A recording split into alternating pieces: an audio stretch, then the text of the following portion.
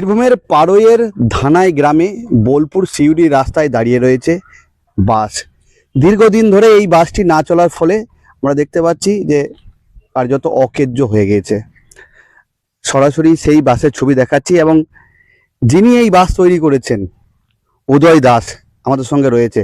উদয় দা, একটু যদি বাসের ভিতরটা দেখাও কিরকম।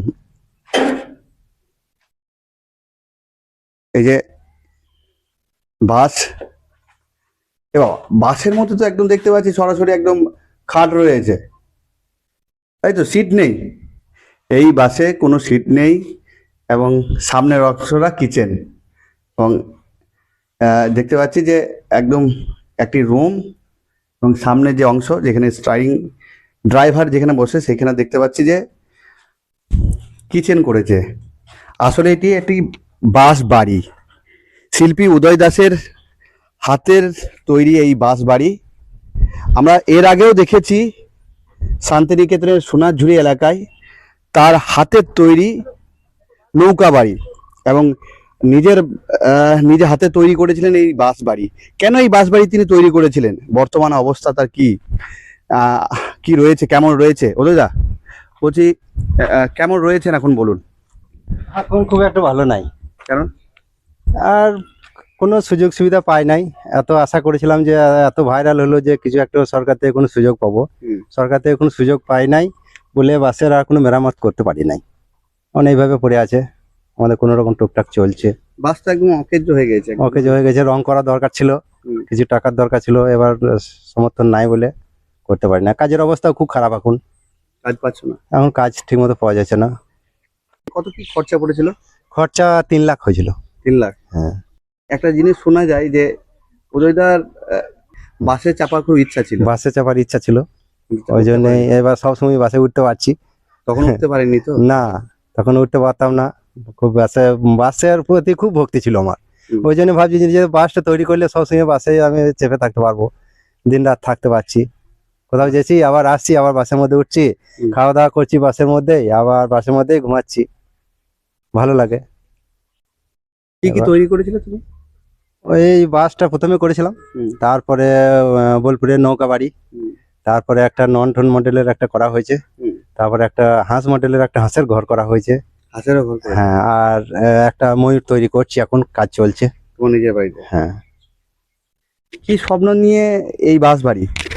বাস বাড়ি বহুত একটা শখ ছিল আমার শিল্পতার দিক থেকে, এবং আমার মন খেপা মন আর কি, কিছু একটা নতুন ধরনের কিছু করতে চাই, আমার মন ভালো লাগে, কিন্তু টাকা পয়সা শর্টের জন্য করতে পারি না। আরো অনেক কিছু করার ইচ্ছা ছিল, কিন্তু আর পেরে উঠতে পারছি না।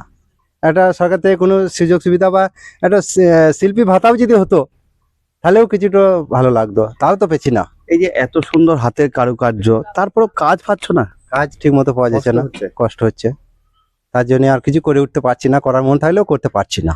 আগে একটা সরকার চলে গিয়েছে, এখন বর্তমানে সরকার রয়েছে, কি চাইছো দাদা? এখন মুখ্যমন্ত্রী মহাশয়, মুখ্যমন্ত্রীকে আমি বলতে চাই যে একটা কোনো যেন সুযোগ সুবিধা পায় বা একটা শিল্পী ভাতাও যেন হয়। এখন আমাদের নতুন মুখ্যমন্ত্রী শুভেন্দু অধিকারী মহাশয়, এবং বাস মডেলের বাড়িটা করলে ভিতরে রুমে ব্যবহার করা যাবে, বাইরে থেকে দেখতে ভালো লাগবে। এটাই আমার শখ ছিল যে আমাদের এদিকে বোলপুর সিউড়ি বাস যাতায়াত করে দেখি, তাতে ভাবি যে এখানে একটা করি।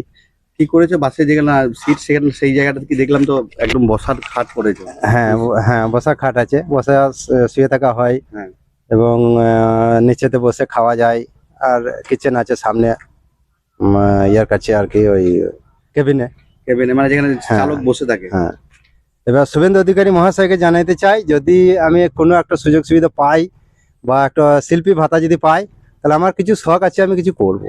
ওই আমলে কোনো শিল্পী ভাতা পাননি? না না না, ওখান থেকে আমি 1 টাকাও কোনো সুযোগ সুবিধা পাই নাই। অনেক বলেছিল, যে সবাই বলেছিল পাবি পাবি পাবি, কিন্তু পাই নাই। এবার দেখা যাক আমাদের নতুন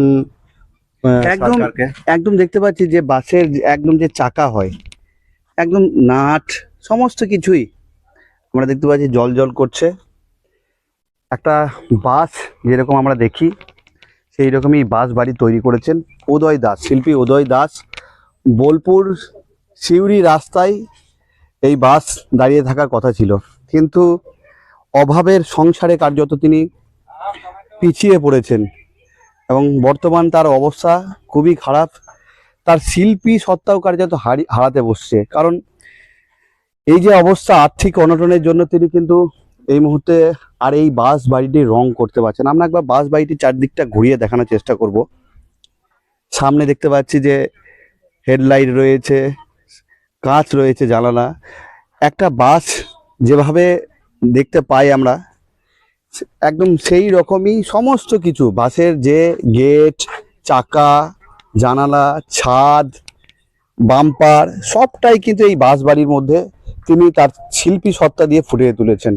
এছাড়াও তিনি এই বাস বাড়ির পাশাপাশি শান্তিনিকেতনের সোনারঝুরি এলাকায় একটি নৌকাও বাড়ি তৈরি করেছেন, যেটা দেখলে এক চোখে একবার দেখলে মনেই হতেই পারে যে আপনি হয়তো কোনো সমুদ্রে দাঁড়িয়ে রয়েছেন বা কোথাও দাঁড়িয়ে রয়েছেন। দেখাচ্ছি চারদিকটা ঘুরে ঘুরে।